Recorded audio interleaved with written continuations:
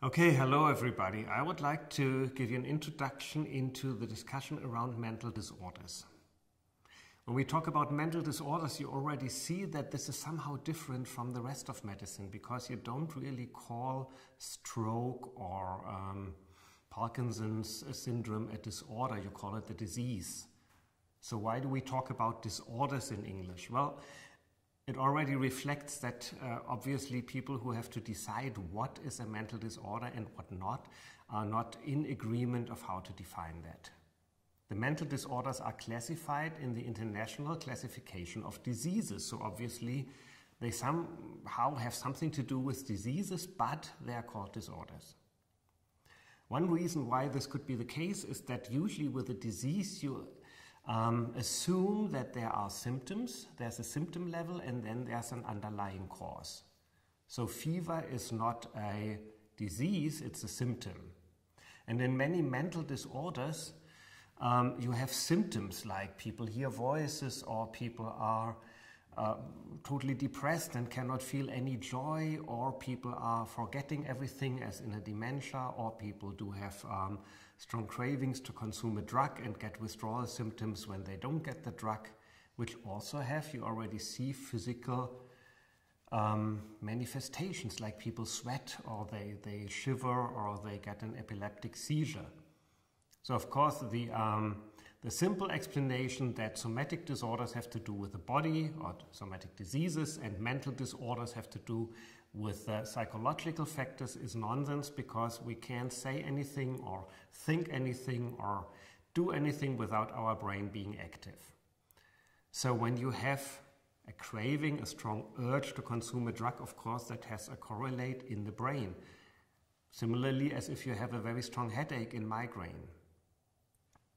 Another way to distinguish mental disorders from somatic diseases would be to say, okay, in any somatic disease you find a biological correlate. So the fever is a symptom of an infection with viruses and you can find the viruses in the body, or it's a symptom of tuberculosis and you can find the organ damage due to the bacteria associated with tuberculosis. So you have a correlate in the body and then you have the symptom. And you don't have that in mental disorders, so they are totally different because they are not rooted in organic causes. But this also doesn't help because, quite honestly, you have many somatic disorders, look at neurology, that do not have a correlate, an objective correlate in the body to diagnose them. Think of migraine. Sometimes you have an organic correlate if somebody has a migraine plus paralysis, but very often you just have the pain. Or think of torticollis, where people have an overwhelming urge to move their head in a certain direction, and you can treat it by blocking the muscle that's responsible for that. It's sure to have a biological correlate in the brain, but at least until now, you cannot put a person under the scanner and say, okay, you have torticollis and you don't. You just look at the symptom.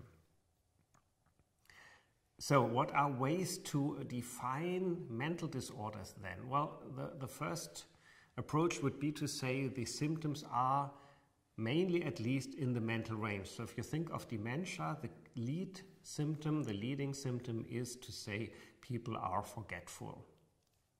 So an introduction into disorders and diseases is to say, okay, you have, if you look at disease, for a disease, you have a function that's relevant for survival, and when it is impaired, then you fulfill the criterion of a disease. In Parkinson's disease, you have the inability to move as fast as you want. It's not that you are completely paralyzed, but you have to move against the resistance. And therefore, people have a lack of movement, akinesia, or they have rigidity in their muscles, or they have a tremor.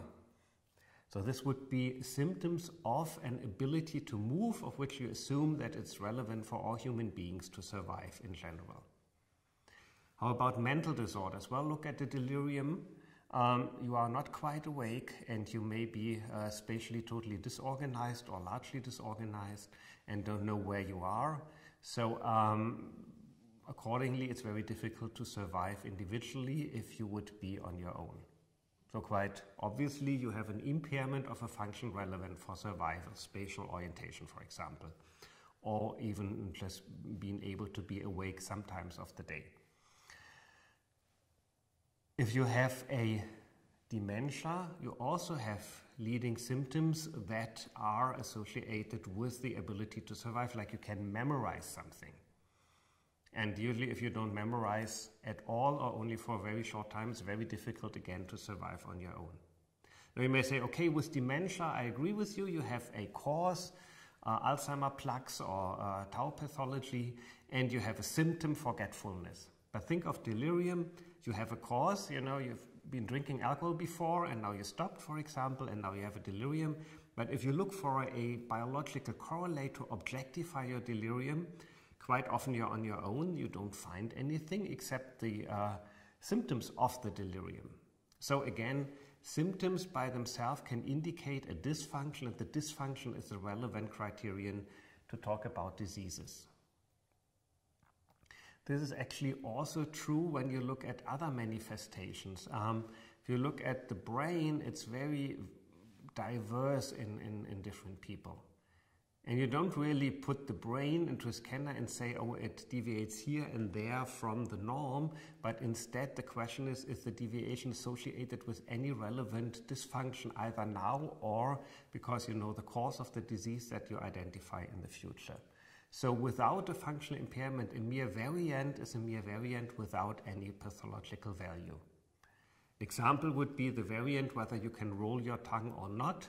That's heritable, it's biologically rooted, you can understand why this is the case, but you don't need it, so it's a variant, non-disease relevant. If you can't swallow with your tongue, that's relevant for survival, so that's again a biologically rooted impairment, but this time it's relevant for survival, so it's a criterion of disease. So disease criteria include functions relevant for survival for all human beings in general. You see, there are lots of assumptions in there. There's some philosophical background of how we imagine a human being to be. Could this be based on statistics? No. Already been said by a German philosopher and psychiatrist, Karl Jaspers. He said caries, dental diseases, dental decay is the norm in my time. It was written in 1946. But it's still a disease. So you have a certain idea how an organ should function, and even if it doesn't function like that in the majority of the population, let's say you all have to carry heavy loads and you all have arthrosis, it still means that arthrosis is a disease, it's not a statistical norm. So the functional approach is quite useful, but it doesn't suffice. Why?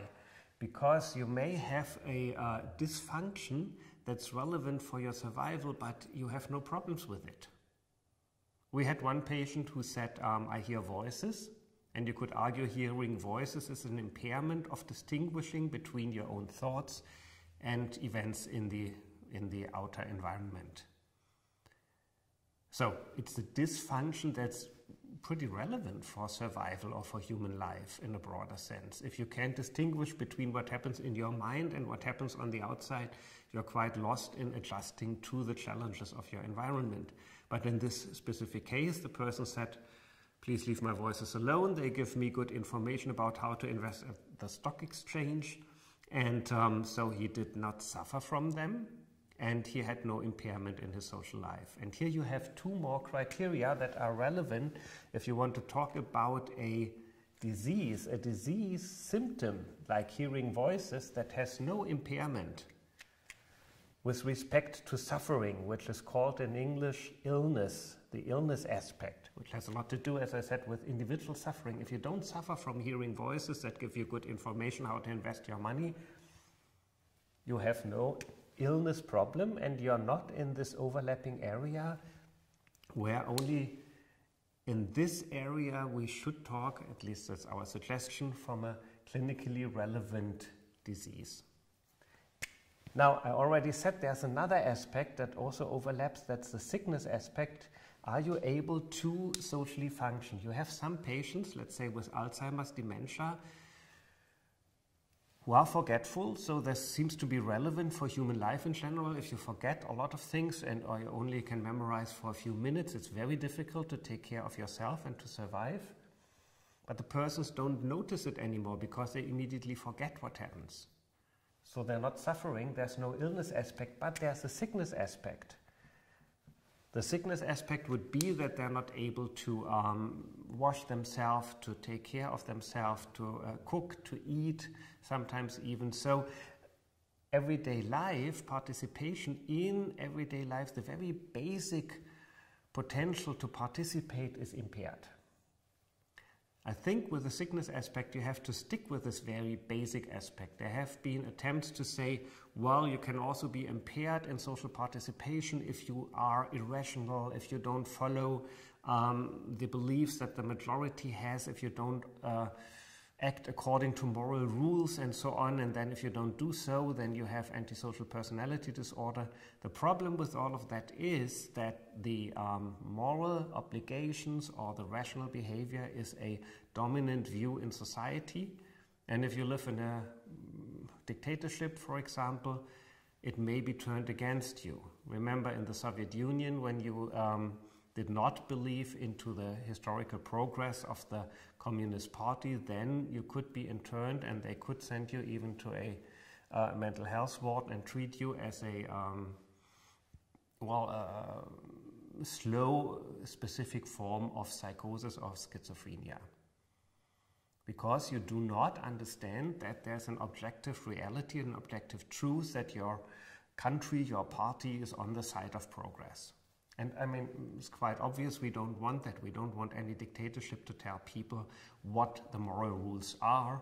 So we should stick with the sickness aspect, with the social participation aspect to the very basic things. Is a person able to wash him or herself? Is a person able to prepare her food? Is the person able to eat? And so on.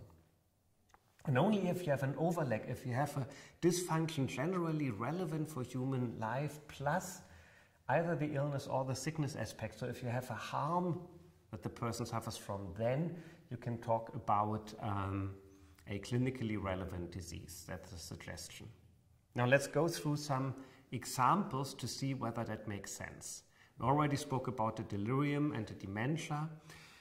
Deliria are always, they're always associated with some brain dysfunction, and this could be the consequence of you having taken too many drugs of abuse, and then when you stop, you get a withdrawal symptom. We'll talk about addiction in a different session, but if you look so far, you get the withdrawal symptom, of course, as a dysfunction, because, you know, it's not only that you shiver and sweat, your circulation could break down, so this is quite obviously life-threatening.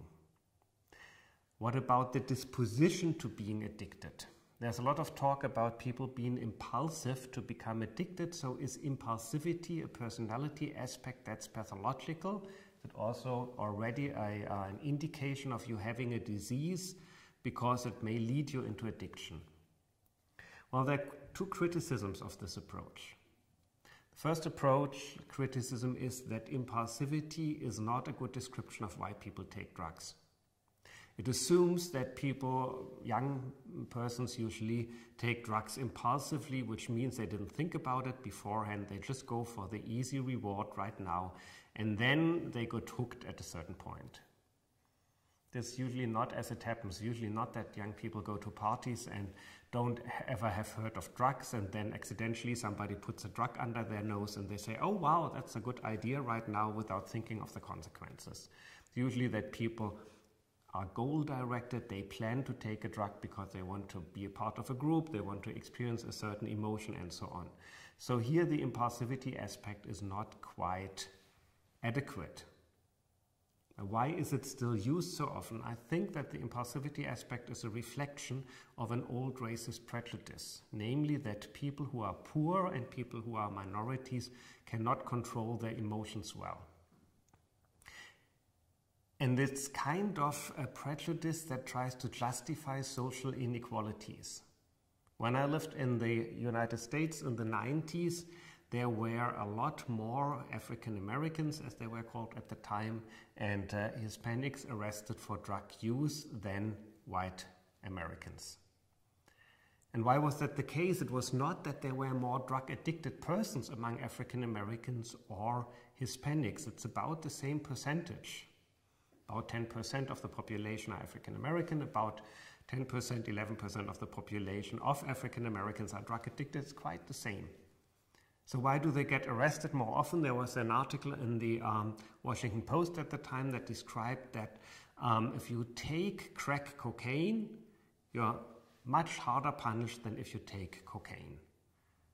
There was an idea that crack cocaine is particularly devastating for the population, so you had to have 200 times the same amount of crack cocaine as cocaine with you to get the same sentence. So if you're poor and you use crack, you're prone to go to jail much longer or much more severely. Second thing is that there was this targeting of people with minority status. 10% of the population is African American, and about 10% of the African Americans are drug addicted, but people being stopped for drug searches were 30% already African American, 60% or 50% of those got a sentence, and about 70% of those went to jail. So you have an unfair social system, and it kind of justifies itself indirectly, unfortunately with the help of some socially insensitive people theorizing about addiction by saying, oh, this is a genetic impulsivity problem. Well, now you may say if you work in addiction, but isn't there an association of impulsivity with some problematic behaviors? Yes, that's true, but if you look at the impulsivity construct, it's different aspects that don't even correlate with each other in many studies. So for example, one aspect of impulsivity is that if I offer you 10 euros now or 100 euros in 2 weeks, it would be more rational to take 200 euros in 2 weeks, but if you're drug addicted, you get the withdrawal. If you don't buy your drug immediately, you tend to take the 10 euros. So it's no wonder that drug addiction and impulsivity is associated, but this is due to withdrawal symptoms that can torment you. Second thing is, if you're poorer, then of course if you get some money now and you can buy yourself food, or you have to have a family celebration because your son graduates from school or so, you can't wait for so long to get more money. You need the money now. So call that delay discounting. The ability to wait for a larger reward has a lot to do with your resources and with your social status.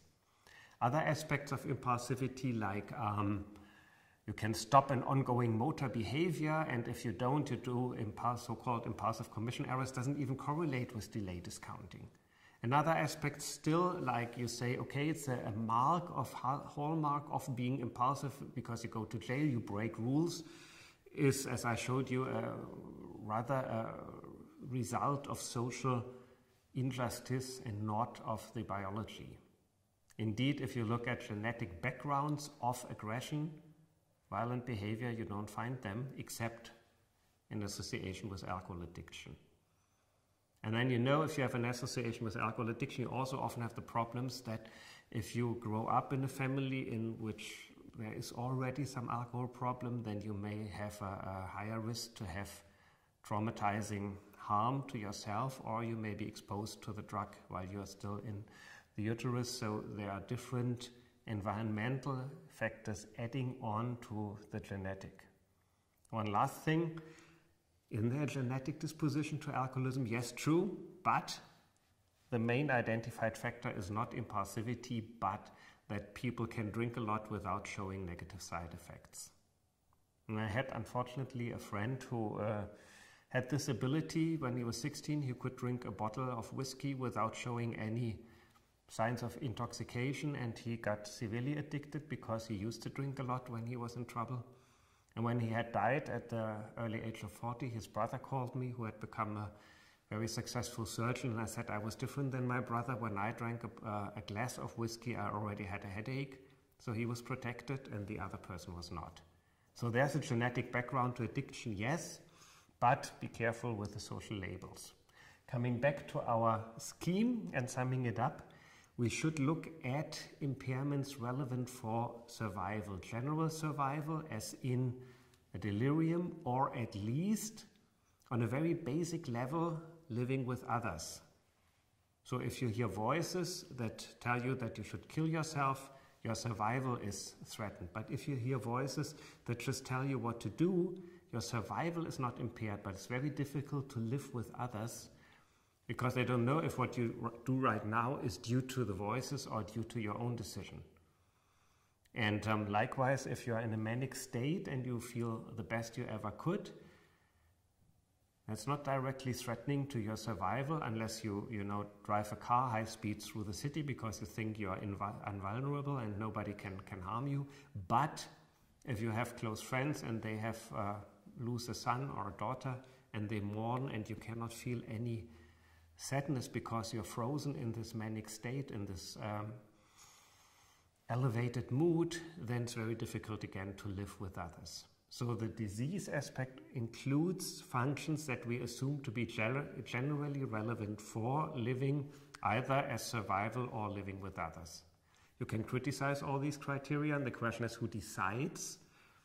But our suggestion is that the decision should not just be done by the professionals, by the professional organizations, American Psychiatric Association or an ICD, by the WHO, by some expert communities, but it should also be shared by relatives and by patients and their self-help organizations, so they have a word in saying whether a certain dysfunction from their view is relevant enough to deserve the disease level or label, because that is also a way to introduce yourself to have a right for the community to pay for your treatment.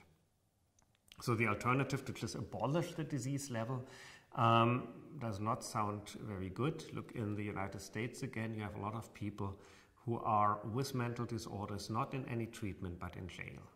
So the disease is ignored and instead people are put in jail. And a colleague of ours in Chile, Adrian Mund, has looked at correlations, and indeed there's not in the US, but in Latin America or South America, there's a pretty significant correlation between a well-meant endeavor to reduce hospital beds for mental illness patients.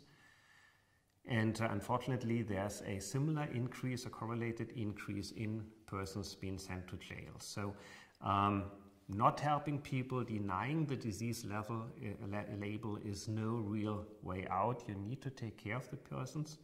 But we need disease labels that cannot be abused or that have a low risk to be abused in order to enforce social conformity in a dictatorship. Okay, thank you.